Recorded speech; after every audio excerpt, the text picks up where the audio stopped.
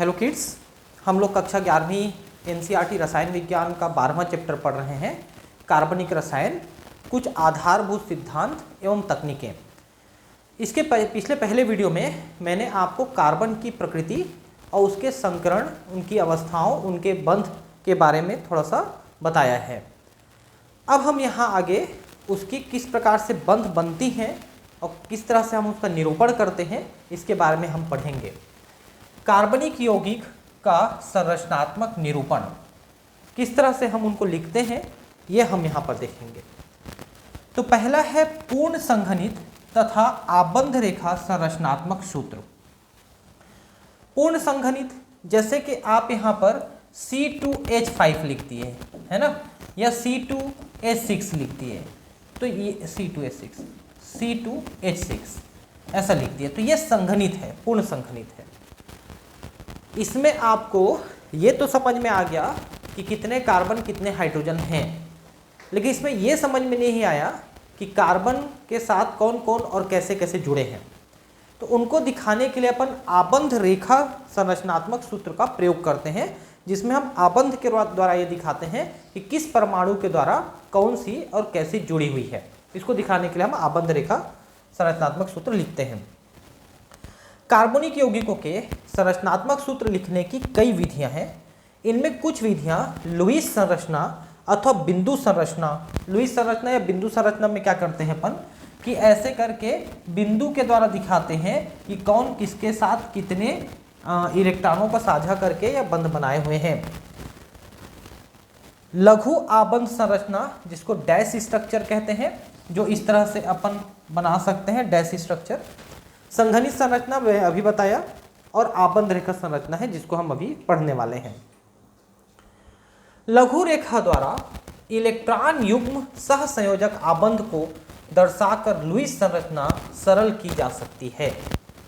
तो लुईस संरचना में आप बिंदु दिखाते हैं जिसमें कितने इलेक्ट्रॉन कहाँ पर जुड़े हुए हैं, ये आपको दिखाना रहता है, लेकिन इसमें आप उसको थोड़ा सरल कर सकते हैं कि एक इलेक्ट्रॉन इधर का और एक इलेक्ट्रॉन इधर का अगर साझा किए हैं तो उसको एक लकीर से दिखाएंगे, दो साझा किए हैं तो दो लकीर से, तीन इलेक्ट्रॉन तो तीन लकीर से, इस तरह से।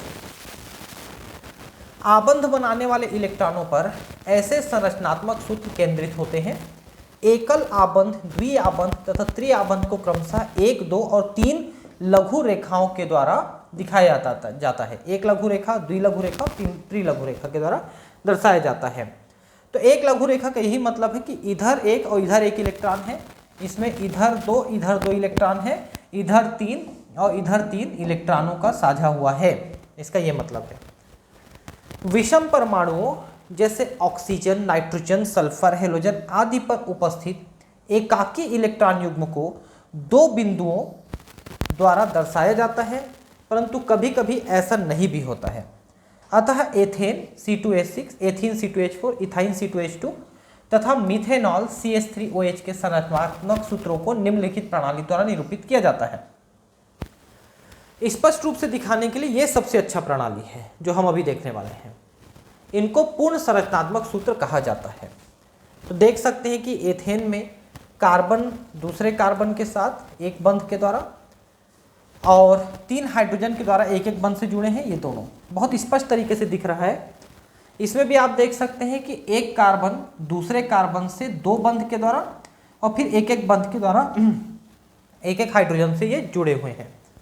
तो एक कंप्लीट स्ट्रक्चर है। इसको दिखाने के बाद आपको एकदम क्लियर कर समझ में आता है कि कौन सा अणु किस तरह से बना हुआ है। ठीक है, एथाइन को आप देख सकते हैं कि 2C जो है 3 बंधों के द्वारा जुड़ा हुआ है, फिर एक एक हाइड्रोजन इनके साथ जुड़ा हुआ है ना, ये इथाइन है। और ये है CH3OH, देखिए CH3OH, इसमें हम देख रहे हैं कि एक कार्बन के साथ 3 हाइड्रोजन और एक ऑक्सीजन, और ऑक्सीजन के साथ एक हाइड्रोजन और जुड़ा है। अब यहाँ पर आप एक चीज और देख सकते हैं कि यहाँ पर हमने 2 इलेक्ट्रॉनों को और यहाँ पर 2 इलेक्ट्रॉनों को अलग से 2 बिंदुओं द्वारा दिखाए हैं। इन 2 बिंदुओं का मतलब है कि ये एकाकी इलेक्ट्रॉन युग्म है, एकाकी इलेक्ट्रॉन युग्म है, ये किसी बंध बनाने में भाग नहीं लिए हुए हैं और ऑक्सीजन के पास एकाकी इलेक्ट्रॉन युग्म रखे हुए हैं। तो अगर आप इन दोनों इलेक्ट्रॉनों को नहीं भी दिखाएंगे, दोनों जोड़े को, तो भी चलेगा और वैसे ही आप बना सकते हो। तो ये इथाइन है और ये मिथेनॉल है, मेथिल एल्कोहल जिसको बोलते हैं। इन संरचना सूत्रों को कुछ या सारे सहसंयोजक आबंधों को हटाकर तथा एक परमाणु से जुड़े समान समूहों को कोष्टक में लिखकर उनकी संख्या को पादांक में प्रदर्शित कर संक्षिप्त किया जा सकता है। जैसे कि मान लो कि एक CH3 है, उसके बाद जैसे, एक मिनट, इसको मैं इस तरह से दिखाता हूँ कि मान लो एक C है, इसके साथ 3 हाइड्रोजन है, ये CH3 हो गया, ठीक है। इसके बाद मान लो 4 C है ना, इनके साथ 2-2 हाइड्रोजन है, मतलब ये चारों CH2 है ना। तो इसको इस तरह से दिखाने की बजाय हम इसको इस तरह से लिख दें, CH3 और CH2 4, ऐसा लिख दें। तो ये CH2 4 यहाँ पर हमको दिख गया, उसी को ये बोल रहा है कि अगर एक जैसे कोई जुड़े हुए हैं तो उनको हम ब्रैकेट में डाल के उसकी संख्या लिख सकते हैं। इन संक्षिप्त सूत्रों को संघनित संरचनात्मक सूत्र कहते हैं, कंडेंस्ड। अतः एथेन, एथीन, एथाइन और मिथेनॉल को इस प्रकार लिखा जा सकता है। तो एथेन में आप देख सकते हैं कि CH3 आपने लिख दिया, क्योंकि 2 कार्बन यहाँ पर इस तरह से जुड़े हुए देख सकते हैं, है ना। ये देखिए, ये CH3 एक है, ये CH3 दूसरा है ना। ये CH2 एक है, ये CH2 एक है ना। तो इस तरह से इन दोनों को आप दिखा सकते हो, इस तरह से देखिए। तो CH3 है ना, और ये देखिए CH2 में डबल बॉन्ड आपको दिखाना है, क्योंकि डबल बॉन्ड और ट्रिपल बॉन्ड कहीं पर है तो आपको दिखाना पड़ेगा। उसी तरह से CH इथाइन को भी आप ट्रिपल बॉन्ड को यहाँ पर दिखाएंगे, तब ये पूर्ण होगा। उसके बाद मिथेनॉल है, मिथेनॉल की संरचना आपने इस तरह से बनाया है, तो यहाँ पर देख सकते हैं कि CH3 है, उसके बाद OH है, तो इन दोनों को यहाँ पर आपने लिख दिया है। देखिए CH3 और OH ये आपने लिख दिया, तो मिथेनॉल हो गया। अब यहाँ पर देखिए एक लंबी सी यहाँ पर अणु की संरचना लिखी हुई है, CH3, उसके बाद 1 2 3 4 5 और एक 6, ये सभी 6 जो हैं ये CH2 हैं, देखिए, ठीक है। उसके बाद फिर एक CH3 है।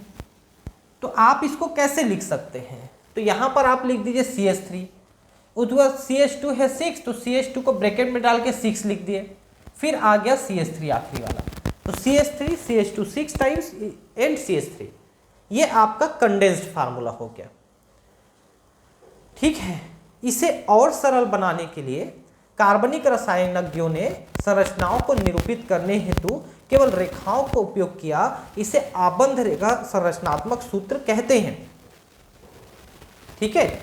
जैसे ये देखिए, इसको आप समझिए, इसमें एक तो सीधे सीधे जो कार्बन हैं, जितने भी कार्बन हैं, है ना, और उनके साथ हाइड्रोजन जुड़े हुए हैं, तो एक कार्बन यहां से शुरू किए, फिर दूसरा कार्बन, तीसरा, चौथा, पांचवा, छठवां, सातवां, आठवां, ऐसा करते जाते हैं, ठीक है। अब साइड में कोई और कार्बन जुड़ा हुआ है, तो साइड में ऐसे कार्बन कर दिए। अब यहां पर चूंकि सभी कार्बन के साथ केवल हाइड्रोजन जुड़े हुए हैं, इसलिए आपको इसमें और कुछ लिखने की जरूरत नहीं है। लेकिन मान लो यहां पर कहीं पर ऐसे ऑक्सीजन जुड़ा रहता, तो हम वहां पर 1 2 3 1 2 3 यहां पर ऐसे आपको ऑक्सीजन दिखाना पड़ता कि इस कार्बन के साथ ऑक्सीजन है। लेकिन यहां पर चूंकि CH3 है, तो आपने एक लकीर खींच दिया, CH3 हो गया।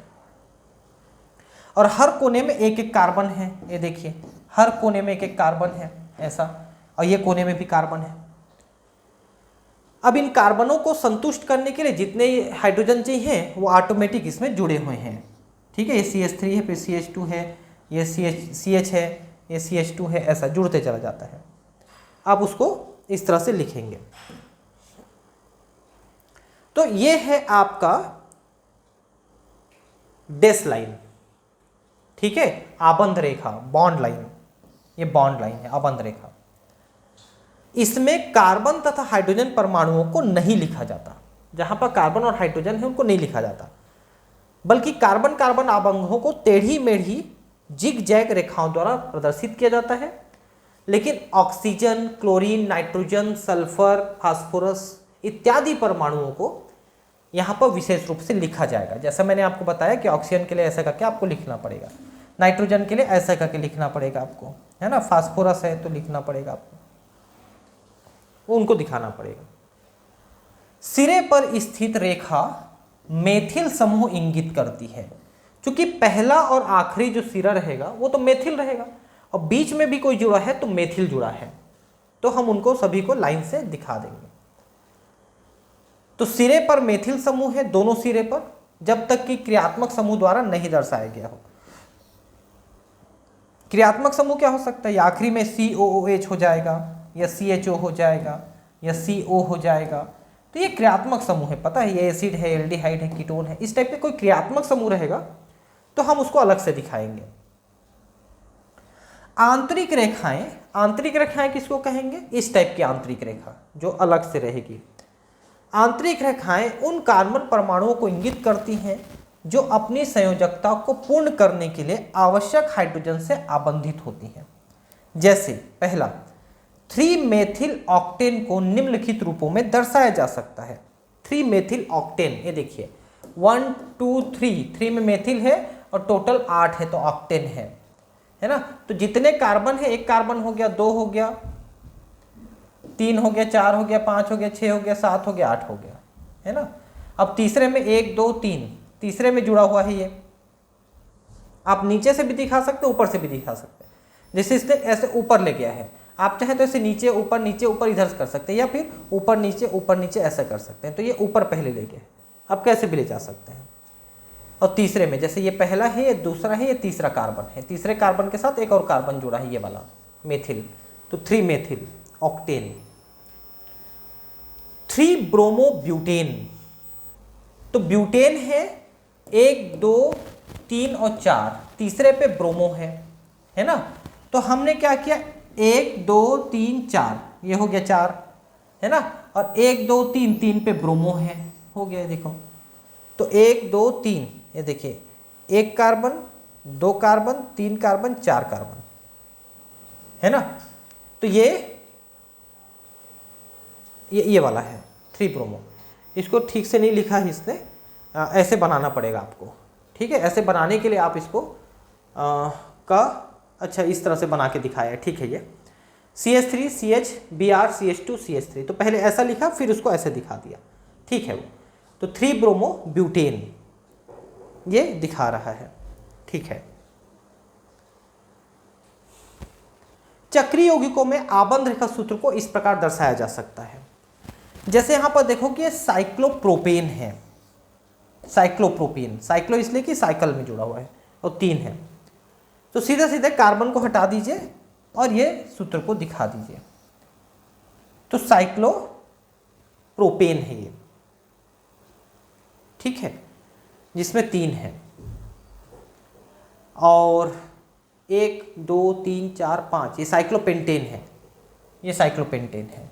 इसमें एक बीच में छूट गया है, साइक्लोपेंटेन है ये, है ना। क्योंकि कार्बन 1 है, 2 है, 3 है, 4 है, 5 है, साइक्लोपेंटेन है। ये भी साइक्लोपेंटेन है, वही उसी को दिखा दिया फिर से। ये साइक्लोपेंटेन है, देख सकते हैं 5 है, 1 2 3 4 5 5 है ना। अब यहाँ पर देखिए कि ये क्लोरोसाइक्लोहेक्सेन है, मतलब इतना साइक्लोहेक्सेन है, इसमें एक क्लोरो जुड़ा हुआ है। तो ये साइक्लोहेक्सेन बना के साइड में एक क्लोरीन आपको जोड़ना पड़ेगा। तो साइक्लोहेक्सेन है और क्लोरो है उसमें, तो क्लोरोसाइक्लोहेक्सेन। निम्नलिखित संघनित सूत्रों को पूर्ण संरचनात्मक सूत्रों में लिखिए। बहुत सरल है। अब जितने कार्बन हैं उनको आप लिख लीजिए, 1 2 3 4 5 कार्बन आप लाइन से जोड़ दीजिए। पहले वाले में 3 हाइड्रोजन, दूसरे वाले में 2 हाइड्रोजन, तीसरे में ऑक्सीजन, चौथे में 2 हाइड्रोजन, तीसरे में आखिरी में ये ऐसे जोड़ते जाइए। दूसरा वाला बहुत सिंपल है, कार्बन कार्बन 1 2 3 4, ये 3 ठो है ना। तो यहाँ पर आप पहले क्या करेंगे, 1 2 3, इसके साथ एक इधर, एक ऊपर, एक नीचे, ऐसा बनाना पड़ेगा आपको, और फिर ये, ठीक है ना। तो इस तरह से आप इसको लाइन से लिख सकते हैं। CH2 को 3, CH2 3 लाइन से लिख देंगे, और लाइन से ही लिखना है, चलिए, है ना। तो CH3 CH CH, फिर CH2 3 बार लाइन से, फिर CH3, तो इस तरह से आप ये वाला है देख सकते हैं कि पहले CH3 है, फिर CH डबल बॉन्ड CH, ये देखिए CH डबल बॉन्ड CH, उसके बाद CH2 3 बार है, 1 2 3 CH2 है और CH3 है, ये CH3 है। बहुत सिंपल है, देखना है बस एक बार। अब इनको संरचनात्मक सूत्र संघनित रूप में लिखिए तथा उनका आबंध रेखा सूत्र भी लिखिए। तो यहां पर देख सकते हैं OH CH2 है, OH के बाद 1 2 3 नहीं, वो CH है खाली, ठीक है। तो इधर भी है OH है, CH2 CH2 CH2 CH CH3 CH CH3 CH3, ये ऐसा है। अब इनको कैसे लिखा है देख सकते हैं, ये साइड में जुड़ा है एक्चुअली ना, ये वाला जो CH3 है ये साइड में जुड़ा है। ये देखिए का वाली की संरचनात्मक सूत्र लिख दिया है, OH है पहले, देखिए OH है, फिर 1 2 3 4 है ना, ये देखिए 1 2 3 4, फिर पांचवें के साथ एक जुड़ा है, ये देखिए 1 2 3 4 5 के साथ एक CH जुड़ा है ना, ये देखिए 5 के साथ एक CH जुड़ा है, फिर 6 और 7 और इसके साथ एक जुड़ा है। तो ये 6 और 7, तो उसको इस तरह से जोड़ के सीधा सीधा बना दिया है। ये थोड़ा यहाँ पर प्रिंट मिस्टेक कर दिया असल में, इसलिए थोड़ा क्लियर नहीं बन रहा है, वो आपको समझना पड़ेगा यहाँ से। इसको आप वापस बना लीजिए एक बार तो आपको क्लियर हो जाएगा। जैसे वापस हम बनाएंगे तो ये देखिए एक कार्बन यहाँ पर, एक कार्बन यहाँ, एक कार्बन यहाँ, इनको आप गिन लीजिए, ठीक है, कितने कार्बन है, 1 2 3 4 5 6 7 कार्बन है ना। शुरू वाले में OH है इसलिए CH2 रहेगा, OH CH2, ठीक है। उसके बाद 1 2 3 4 5 6 कार्बन, ऐसा 6 कार्बन आप कर लीजिए और रास्ते में इसको एक जोड़िए और इसको एक जोड़िए, तो आपका ये पूरा बन जाएगा, ठीक।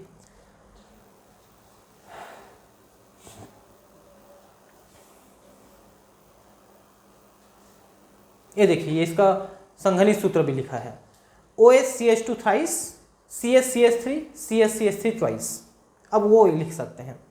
और दूसरा वाला जो है देख सकते हैं NC है, ये आइसोनाइट्राइल है, आइसोसाइनाइड, फिर CH है, OH CN है, फिर साइनाइड है। इनको आप इस तरह से लिख सकते हैं OH CH CN ट्वाइस, क्योंकि ये R पर देखिए CH है, इसके इधर एक CN और इधर एक CN जुड़ा है और एक OH जुड़ा है, तो इन तीनों को ये देखिए CH के साथ OH एक जुड़ा है और 2 CN जुड़े हैं, ठीक है। ये तो एक C है, इसके साथ एक OH जुड़ा है और 2 CN जुड़े हैं। इसको इस तरह से आपको दिखाना पड़ेगा आबंध रेखा में, ठीक है। अब निम्नलिखित आबंध रेखा सूत्रों को विस्तारित रूप में कार्बन तथा हाइड्रोजन सहित सभी परमाणुओं को दर्शाते हुए लिखिए। तो हर जगह एक एक कार्बन है, आप ऐसा लिखेंगे, ठीक है, यहां पर भी कार्बन, यहां पर भी, यहां पर भी कार्बन। अब इनको बंद पूरा करने के लिए कितने हाइड्रोजन चाहिए आप लिखना है ना, 1 2 3 4 5 6 7 8 कार्बन है यहाँ पर, है ना। यहाँ पर एक कार्बन, यहाँ पर एक कार्बन, यहाँ एक कार्बन, यहाँ एक कार्बन, यहाँ एक कार्बन, है ना। ये ऐसा कार्बन बनाते जाइए, आपका संरचनात्मक सूत्र कंप्लीट हो जाएगा। ये देखिए पूरा बना हुआ है ना।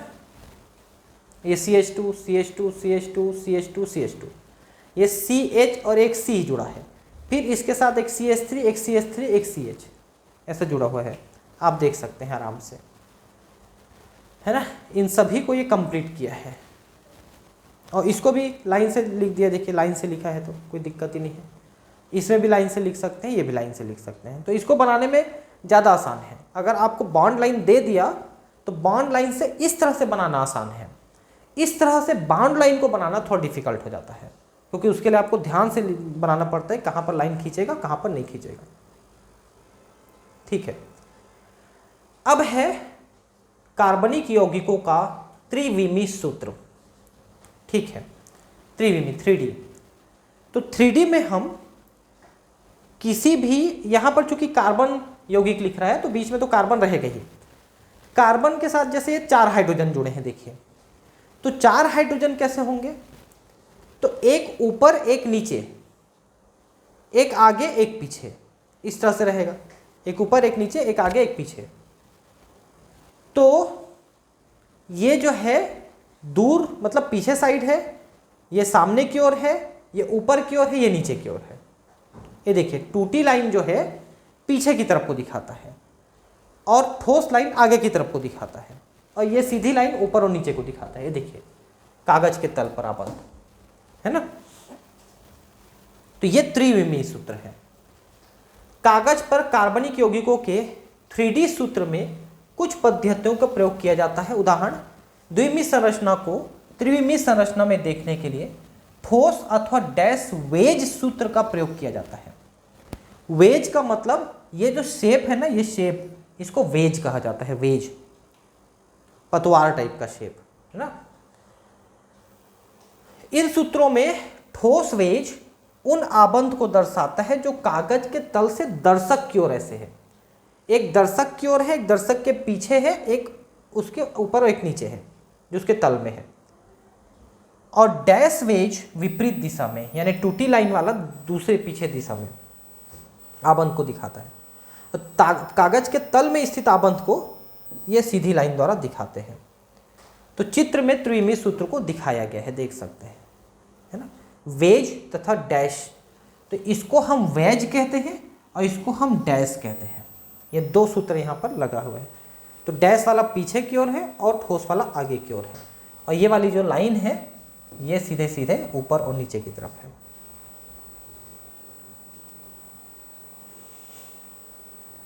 अब कार्बनिक यौगिकों का वर्गीकरण।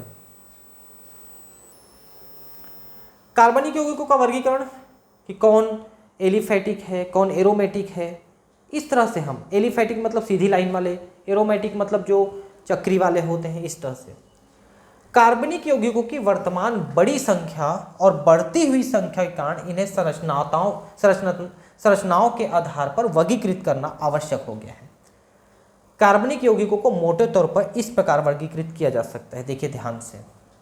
कार्बनिक यौगिक, तो अब इसमें बिना चक्र वाले, सीधे सीधे ऐसे सीधे सीधे वाले, या जिसमें चक्र नहीं है, सीधा सीधा मतलब है ना, और दूसरा चक्र वाले, सीधी श्रृंखला वाले और चक्र वाले।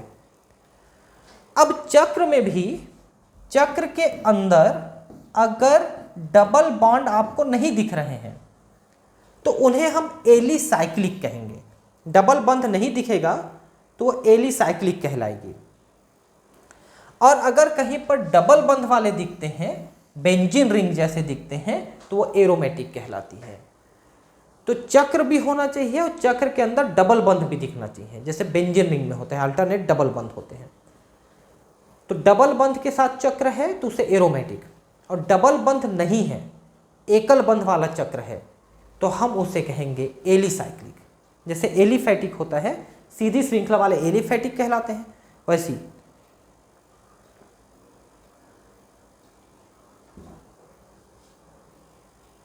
ये जो बिना चक्र वाले होते हैं इन्हें एलिफैटिक कहा जाता है।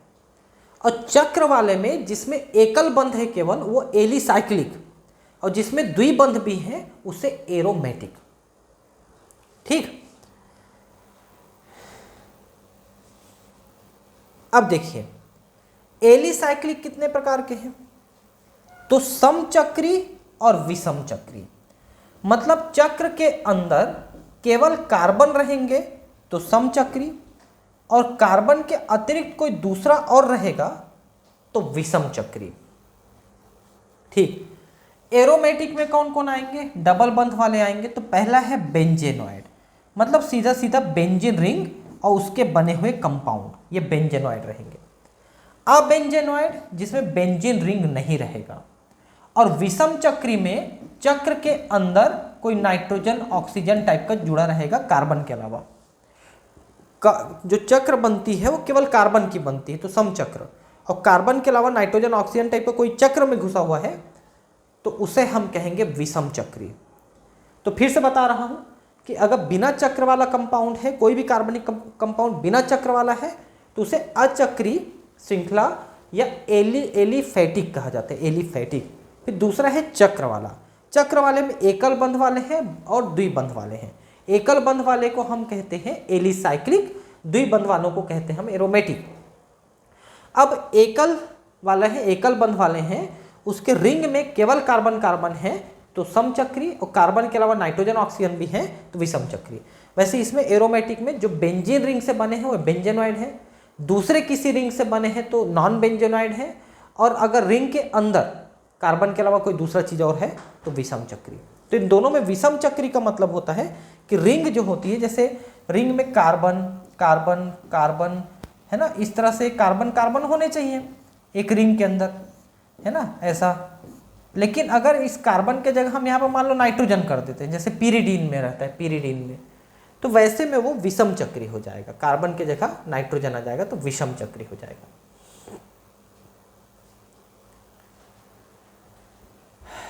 ठीक है, अब ये कुछ मॉडल दे रहा है, आणविक मॉडल, कि हम कैसे कैसे किसी चीज को दिखा सकते हैं। कार्बनिक अणुओं की त्रिविमीय आकृति आणविक मॉडलों की सहायता से भाली भांति समझी जा सकती हैं। आणविक मॉडल क्या है कि बना बुनाया, जैसे लकड़ी का या सिरेमिक का या प्लास्टिक का कुछ मॉडल आता है मार्केट में, हम उसको दिखाएंगे अगर ऐसे क्लास में, तो बच्चे उसको देख करके ज़्यादा आसानी से समझ पाते हैं कि हाँ ये इस तरह की संरचना है ना। लकड़ी या प्लास्टिक या धातु के बने हुए मॉडल बाजार में उपलब्ध होते हैं। सामान्यतः 3 प्रकार के आणविक मॉडलों का उपयोग किया जाता है। पहला है फ्रेमवर्क अथवा ढांचागत मॉडल, दूसरा है बॉल एंड स्टिक अर्थात गेंद और छड़ी, तीसरा है स्पेस फिलिंग अर्थात स्थानीय पूरक मॉडल। अब देखिए, फ्रेमवर्क मॉडल अणु में केवल आबंधों को दर्शाता है, इसमें परमाणु नहीं दिखाए जाते हैं। ठीक है, ये देखिए फ्रेमवर्क मॉडल, इसमें केवल आबंध दिखा दिया, बीच में कार्बन है, इधर कार्बन है, इधर कार्बन है, इधर कार्बन है, इधर कार्बन है, इधर हाइड्रोजन है ना, इधर हाइड्रोजन है, ये सब नहीं दिखाया जाता, सिर्फ आबंध को दिखाया जाता है फ्रेमवर्क मॉडल में।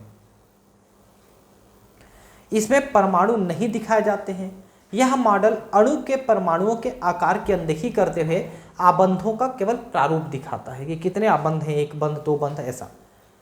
लेकिन बॉल एंड स्टिक मॉडल में आबंध तथा परमाणु दोनों को दर्शाया जाता है। ये देखिए बॉल एंड स्टिक मॉडल, इसमें आप देख सकते हैं कि बीच में एक परमाणु है और इसके चारों तरफ ये परमाणु है। तो बॉल एंड स्टिक में हम परमाणु को भी दिखाते हैं और आबंध को भी दिखाते हैं। बॉल परमाणु को दिखाता है और स्टिक आबंध को दर्शाता है। असंतृप्त जैसे डबल बंध वाले को दर्शाने के लिए स्टिक के स्थान पर स्प्रिंग प्रयोग की जाती है। जैसे यहाँ पर आप स्टिक लगाए हो, इसके जगह आप जैसे कि मान लो 2 कार्बन आपको दिखाना है तो 2 बॉल आप दिखाएंगे और इसके बीच में ऐसे स्प्रिंग दिखाएंगे, तो उससे समझ में जाएगा कि डबल बंध से जुड़ा हुआ है। स्पेस फिलिंग मॉडल में प्रत्येक परमाणु का आपेक्षिक आकार प्रदर्शित किया जाता है जो उसकी वान डेर वाल त्रिज्या पर आधारित होती है। इस मॉडल में आबंध नहीं दर्शाए जाते हैं। ये देखिए स्पेस फिलिंग मॉडल, तो इसमें बीच में एक मेन कार्बन है और चारों तरफ दूसरे परमाणु यानी हाइड्रोजन जैसी चीजें जुड़ी हुई हैं। यह अणु में प्रत्येक परमाणु द्वारा घेरे गए आयतन को प्रदर्शित करता है। इन मॉडलों के अतिरिक्त आणविक मॉडल के लिए कंप्यूटर ग्राफिक्स का उपयोग किया जा सकता है। तो कंप्यूटर से हम दिखाते हैं, आप देखेंगे कंप्यूटर में से गोल घूमते उमते ऐसे कई प्रकार के मॉडल आपको देखने को मिल सकता है। ठीक है, अब ये बाकी चीज़ें हम अगले क्लास में पढ़ेंगे। Thank you.